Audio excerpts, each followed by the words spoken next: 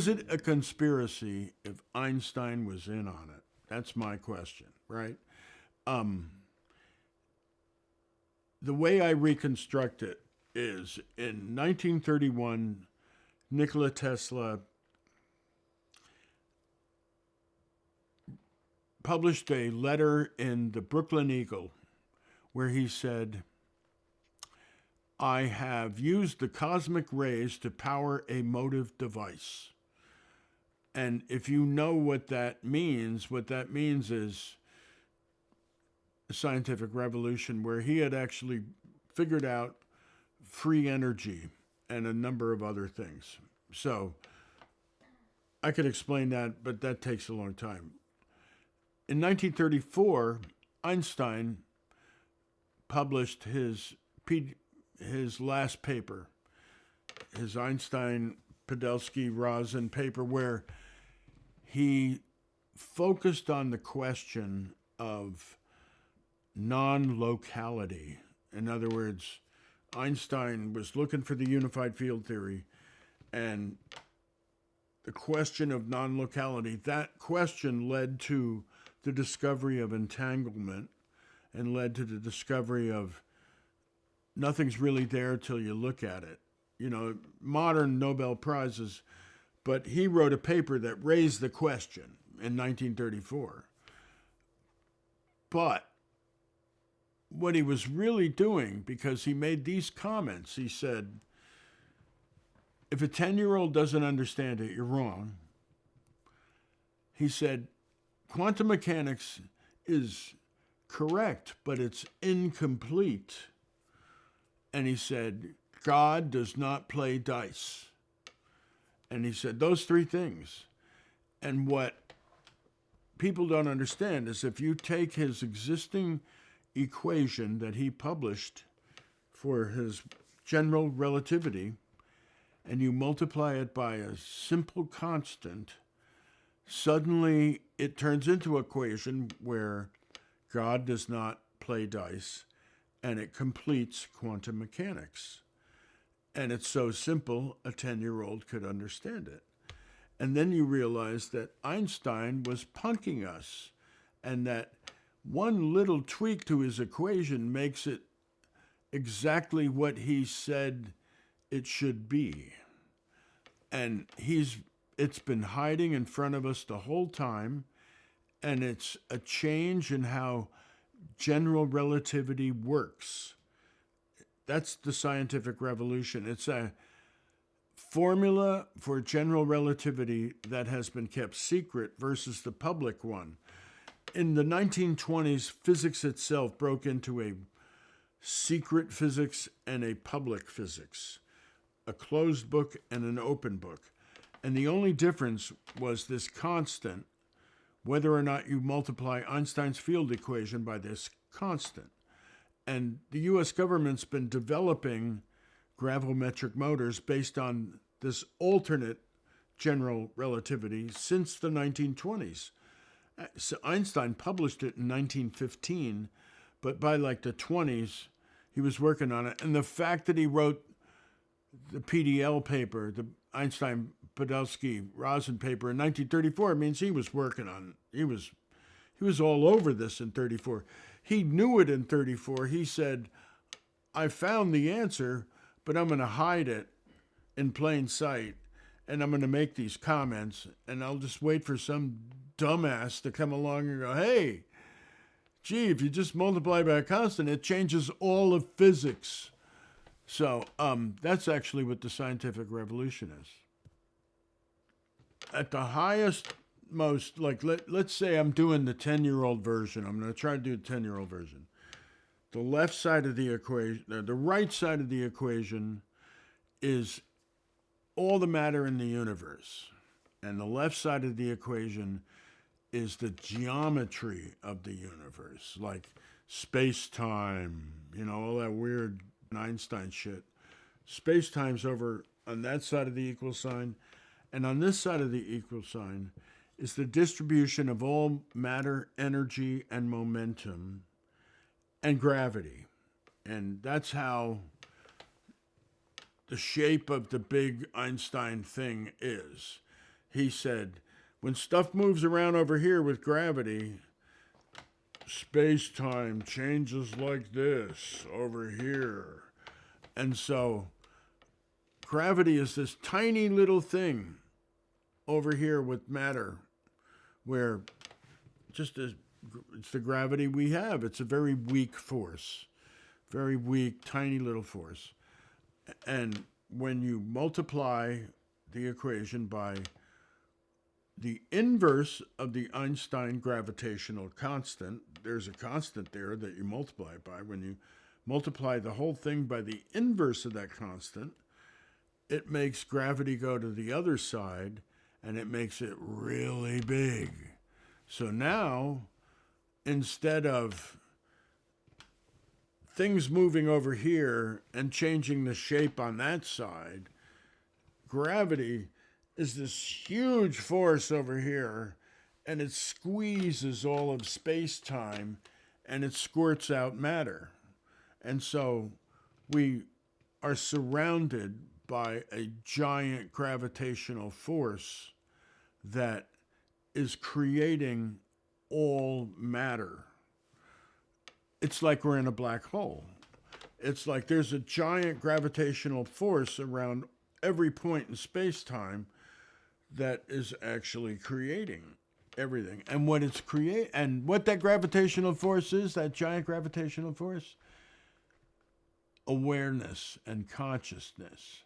So Einstein's equation actually says consciousness creates the universe, i.e. God, because when you put all consciousness together, it's God. God is creating the universe in Einstein's general relativity now. Just by multiplying by a constant, God becomes that huge gravitational force. That becomes God. And it squeezes the geometry of space-time and spits out the matter of momentum and energy of the universe. That's basically the 10-year-old version of what happens when you just change it like that. But that happened secretly. That gave America a strategic advantage militarily for 100 years.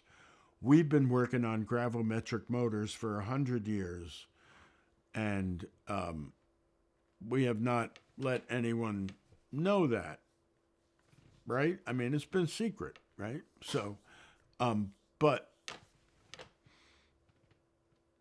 strangely enough, the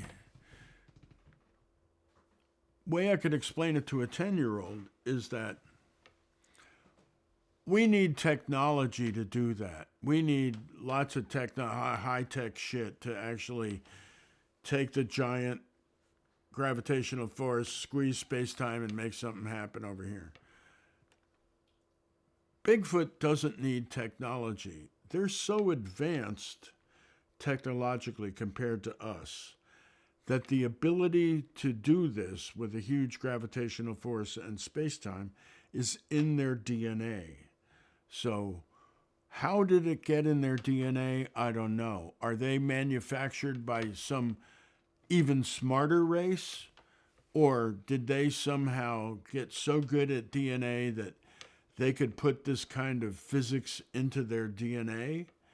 Because they can do it by just focusing their minds, whereas we need machines to do it.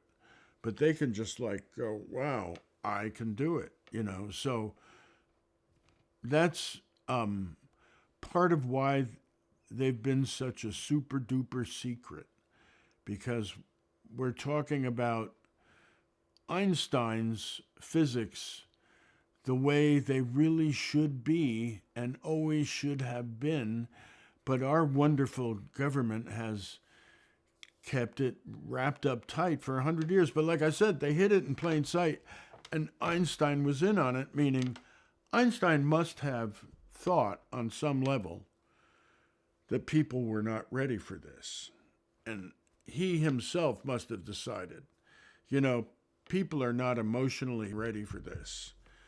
And I think Tesla decided the same thing. And I feel the same way in that 22 years ago when I bumped into this, which now I'm telling you about, I didn't think anybody was ready for this. I mean, I thought if you give people this much power, they'll blow everything up. I mean, I think that's been a common fear of our government, actually, is this is worse than nuclear weapons. If you start actually showing people what's beyond nuclear weapons in terms of power, why they're going to just kill everything. So I think this government now is not afraid of that. Like they must have a handle on it now because they're letting us all know.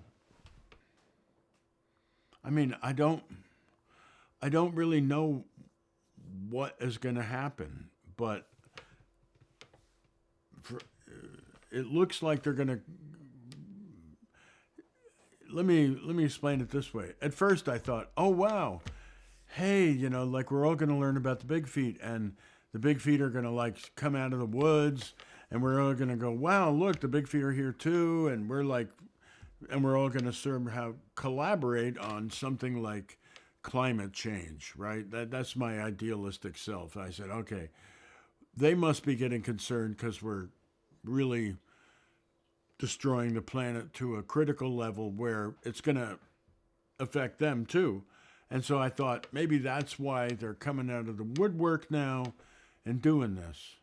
And then I thought, no, that's probably not it. And then I thought, well, no,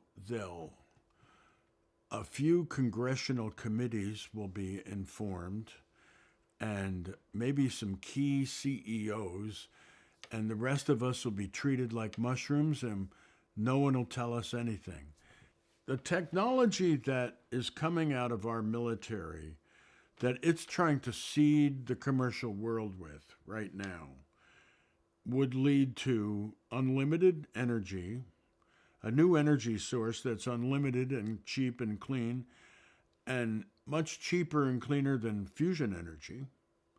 It would lead to stealth technology that is just incredible, things actually turning invisible. It would lead to replicators like in Star Trek, where you can actually make food out of raw atoms. It would lead to teleporters like Star Trek. Like all of these technologies are in fact consequences of solving Einstein's unified field theory problem, which Einstein himself did, like I said, and hid it in plain sight. Because this is Einstein's unified field theory. It unifies general relativity and quantum mechanics. It unifies them all together. So, but this technology, there's so much commercial potential. There's so many commercial spin-offs that this is going to enable that. That's how it'll impact society. Literally, it's the Jetsons. Literally, it's Star Trek. It's Star Wars. It's the milk bar. It's because if we start using this technology, we're going to meet everybody else in the universe. The government actually having come to me and said, hey, green light, and then I see all the UFO stuff, I'm like, okay, they're going to spill the beans about gravimetric motors, which involve this physics principle of this alternate general relativity that I just tried to describe. So that's how they work. The metric is Einstein's metric tensor and gravimetric tensor, or the Einsteinian tensor. Anyhow, it's so completely connected. So yes, I think that there's a lot more connections where I see a lot of people thinking in a similar direction.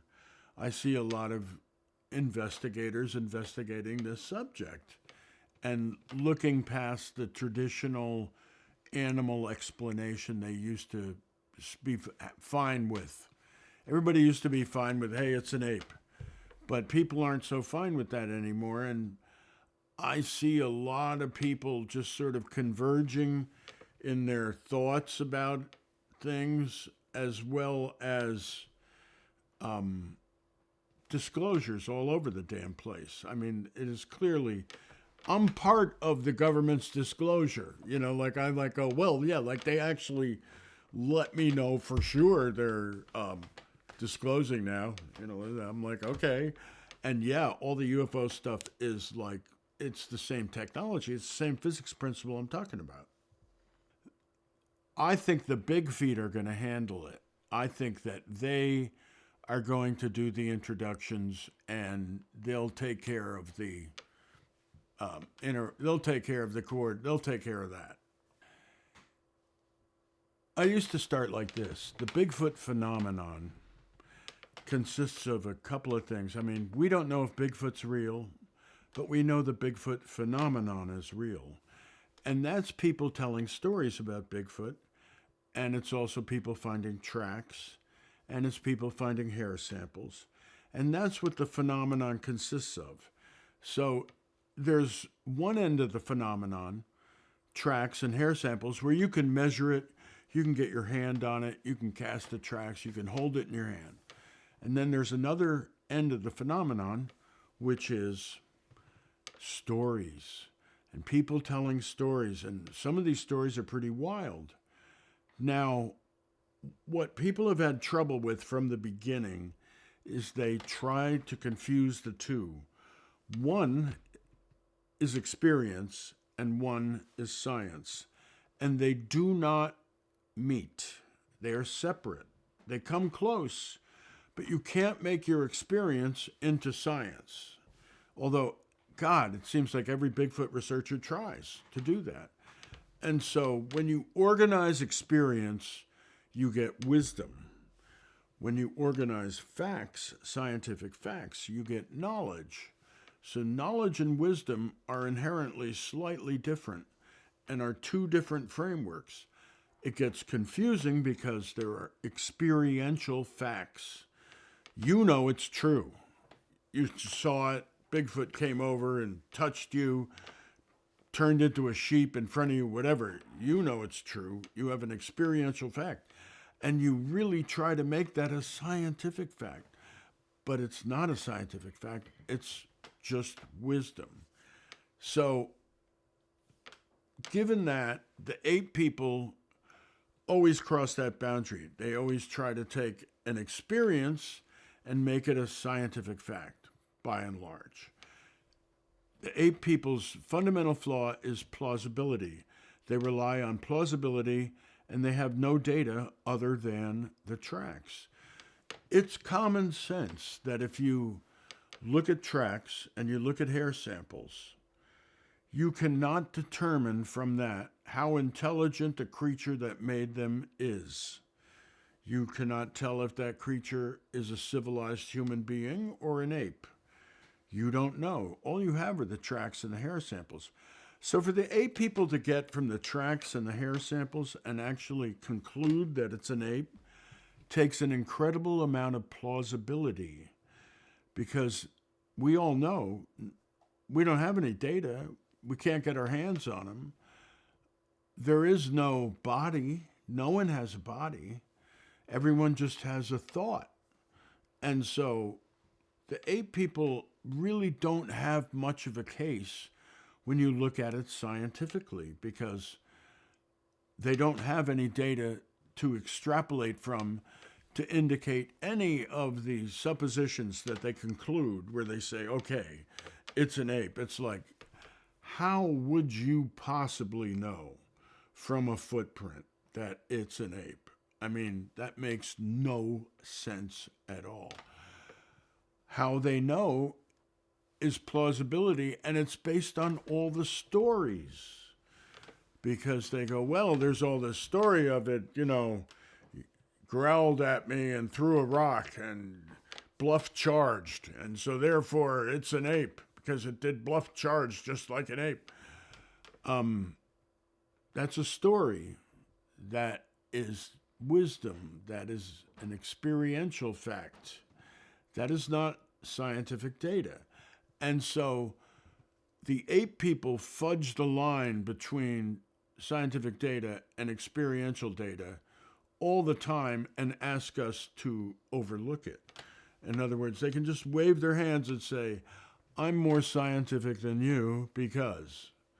But they are not more scientific than anyone. In fact, I have to say, as a long-term practicing scientist, that is half-assed science in a nutshell. Now, they have a point. I mean, their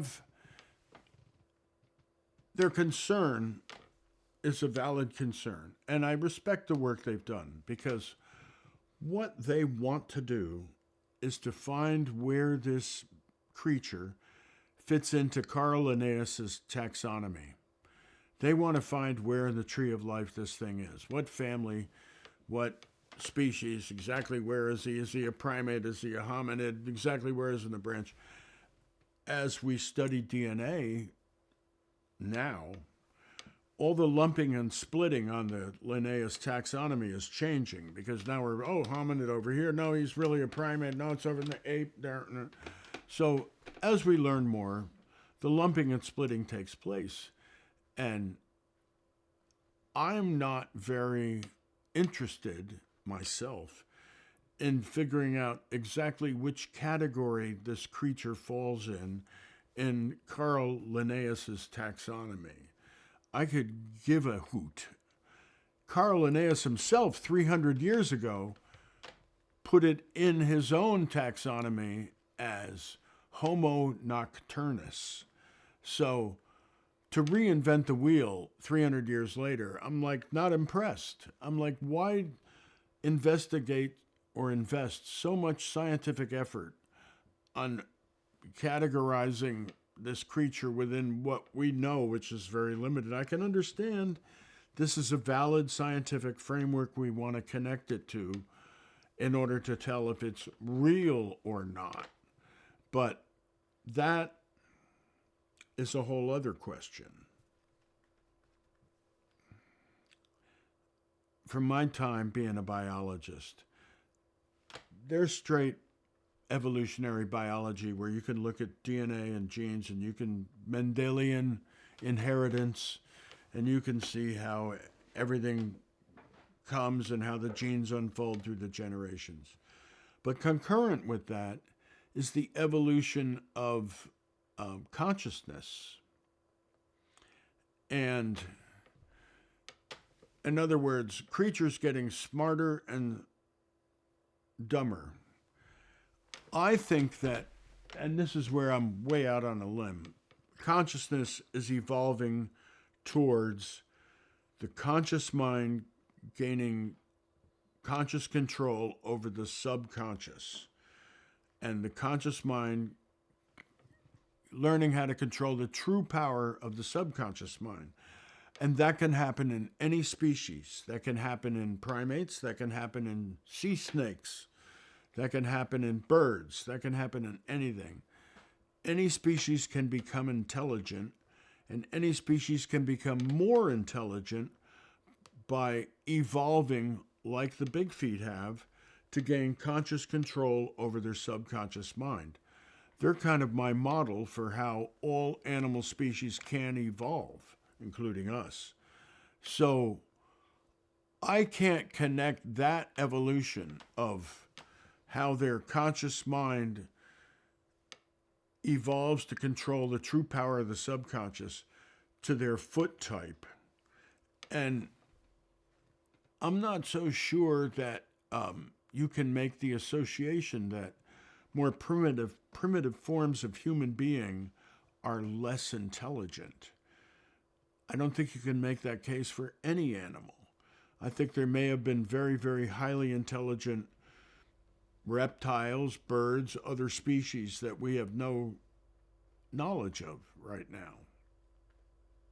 I don't know if that makes sense, but that's where I differ from their association with the foot type. In 94, when I encountered, I don't know if I told you the story, I think I might have. It's where the Bigfoot laughed at me in the woods about my understanding of physics and about me telling my wife the story of the Big Bang and how I told her the story of the Big Bang, and the invisible Bigfoot in the bush 30 feet away started laughing its head off. And I kept going, is he laughing at me because of my physics? And it would make it laugh harder. And so that would be, let's say, part of the curriculum of what a human being, my friend, was telling me. In other words, my friend would tell me something like, yeah, the Big Bang, you're just totally wrong. And then I would go to the woods and Bigfoot would laugh at me. So I'd go, he knows what my friend said. Like, the Bigfoot actually knows what my friend told me. And so I would have that back and forth between my friend and the Big Feet, to the point where I said, they're all teaching me together. Like, my friend would say XYZ, and the Big Feet would then confirm it. And so I was like, okay. The Big Bang is not wrong. The Big Bang is there so that consciousness thinks it has an origin. Hillbilly super scientist. That is how it is. These guys are hillbillies like you can't, well, they're Indians. I always regarded them as the fifth tribe of Indians I worked for, because I worked for the 4 big tribes I mentioned earlier, and I always thought these guys were the fifth tribe. So they're really comfortable with their creatureliness, and they revel in their creatureliness. I think that wherever they came from, I think they started here as regular creatures like us, and they really liked the whole, sex and food and, like they really like that part of life. And yet they're super scientists. There's no doubt in my mind that they're super scientists, and they embody this paradox. And so I think that's just their character. So some develop and some don't. They're both. All of them are both. All of them are like, it's like me. I can sound really intellectual and well-mannered, but I could like get down gritty and, root around in the dirt also.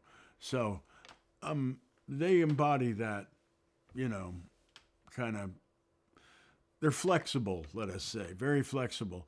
But yeah, like, I think a lot of times when people are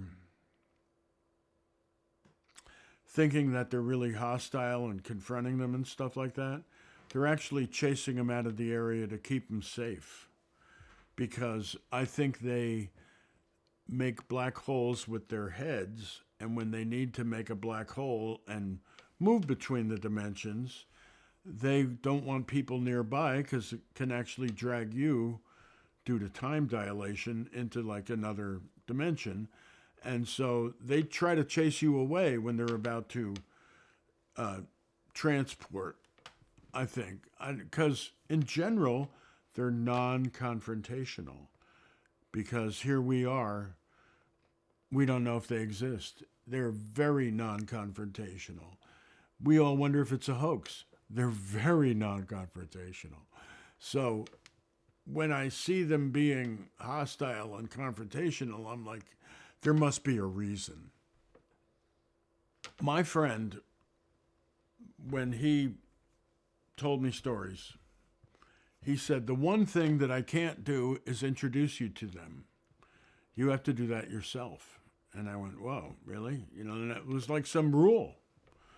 Like, you can't be introduced to them. And I'm like, oh, wow, well, whatever.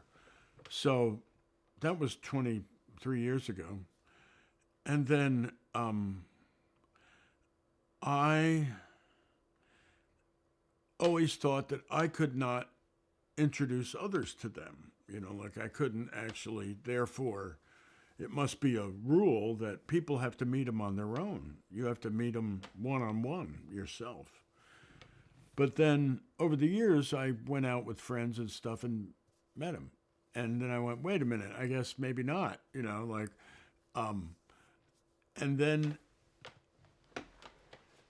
I'm not sure if you can actually introduce somebody to them or not.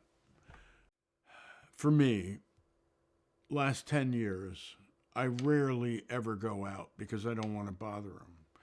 I've maybe gone out 4 times. Every time I run into them right away. That's been for a decade. So, and then I asked them once, hey, how do I meet you? And they said, oh, you know where to go. So I was like, okay, thanks. And I did know some places to go, it turned out, So I said, oh, I mean, that must mean I should go to my usual old places, So I just went to my same old places. And so there are many places I know they hang out, but this is the other side of it, is I could never figure out why they introduced themselves to some people and not to others. And they show themselves to some people and they don't show themselves to others. And they show different aspects. Like that Rich Germeau thing you did blew me away because I was like, boy, I know what he's talking about because they showed him what they could do and they showed him things. And I was like, yeah, that really creeps you out, doesn't it? And he was like, they showed me how much they were in control. And I was like, yep, I know. It's scary when you get that, right? And then I thought, well, gee, there's not many people they show that to. And I've never really figured it out. So I have a new theory, which is that they show half the people super weird shit like they showed Rich. And here comes a sober judge of character, SWAT guy, and he's like, man, no, it's really weird. And then they don't show a whole bunch of people anything. They go, for them, they just howl at them and bank on trees and howl at them. And they divide us in half. And so we really go at it. And we just hammer and tong. We rip each other to shreds. And that's the experiment they're doing on humanity. They're watching our reaction while they watch us work out our differences. And they're probably laughing hysterically as they show half of us one thing and half of us another, and we all go, oh my God, I hate you. So I think that it's all a joke at our expense. That's my new theory. I don't think there is paranormal. I think that, like, what I'm trying to explain about Einstein's general relativity will explain all the woo. Like what I'm trying to do in terms of the ape versus woo battle is I will teach all the apesters how the woo works. I will teach them the physics of the woo and the engineering and how it all works. So it's not woo. It's actually understandable in terms of this revised general relativity. Suddenly, all that you think is woo becomes just straightforward physics. The DOE keeps 2 secrets: nuclear energy, aliens. They have kept those 2 secrets forever. The rest of the country might not be able to keep a secret to save its life, but the DOE has kept those 2 secrets, and they've kept them wrapped up tight. A story I was told 22 years ago about Mount St. Helens and Bigfoot was this, that there's a main pool of magma underneath Mount St. Helens, and to the west of Mount St. Helens, there are small pools of magma about 2.5 to 3 miles down. The main pool of magma starts at about 3 miles down, goes 10 miles down. That's the one right under the mountain. And to the west, there's like 10 little small puddles of magma, 30 to 50 miles west. I was told that some of those pools of magma are Bigfoot houses.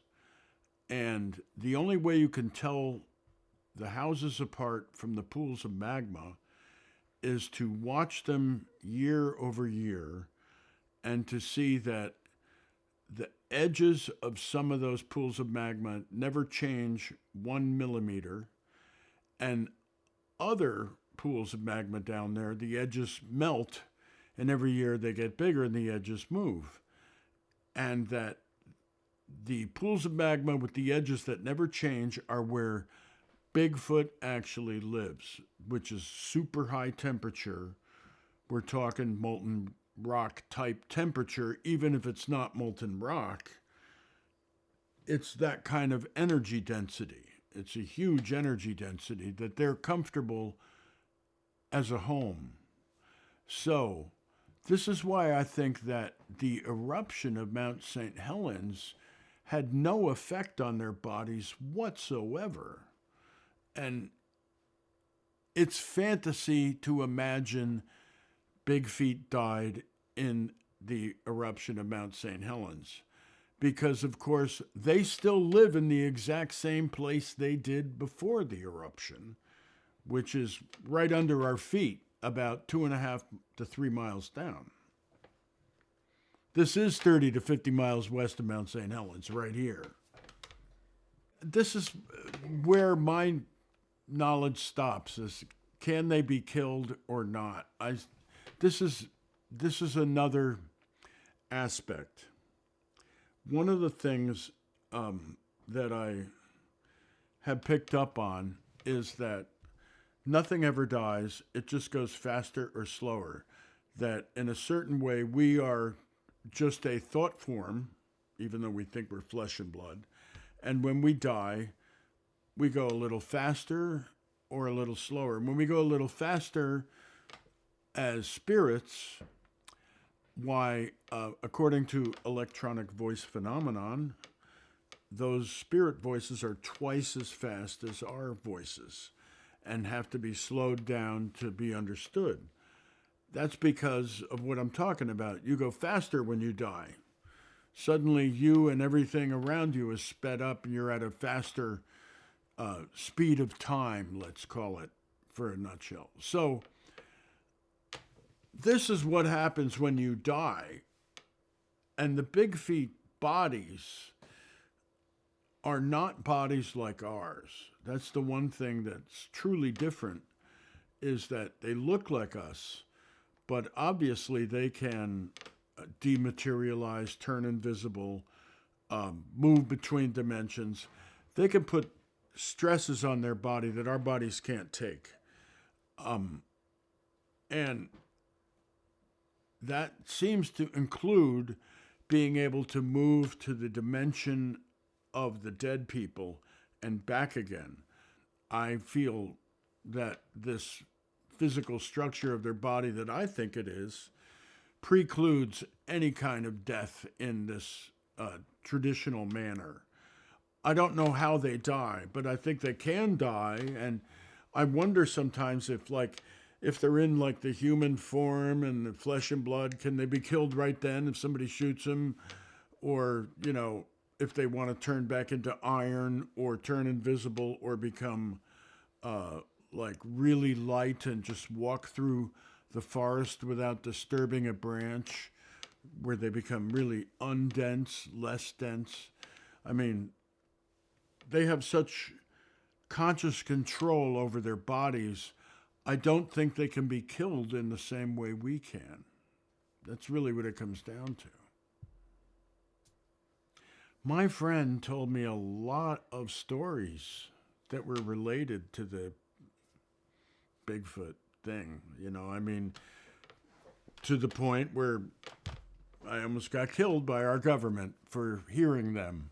So, yeah, there's really, I don't even know where to begin. But that's the thing, is I never wanted to be that guy. I never wanted to be the Bob Lazar type person that goes, oh man, I know. I had a security clearance for about 5 years, and it was the lowest possible security clearance, and I gave it back. And so I'm just a civilian that is not read into anything. But because I could deduce a lot and I was given cheat codes, I was able to figure out a bunch. So, Yeah, I mean, I could actually show you the equation to sum it all up in a very simple. Hey, look at this. But God, what else could I even tell you? We can turn invisible like Big Feet, and our special forces has that technology. We have really stealth technology, like total invisibility, but that is currently secret in our world, but it's got to come out. We dress people up in infrared suits that emit no infrared radiation except for a little tiny spot down by the toes, so that we reroute all of the infrared emissions of a human being to a little heat source coming out of their toe in order to make them look like a tiny creature in a night vision scope. BFRO never publishes the woo things. Everybody filters the woo out of their databases. And like me, here I am going, well, I'll never tell you the whole story until today. Like I only told part of the story because honestly, this is incredible. I couldn't tell this story. It's an incredible story. Now I don't care anymore. I can tell the incredible story because I'm all retired and 67. The government said it's okay.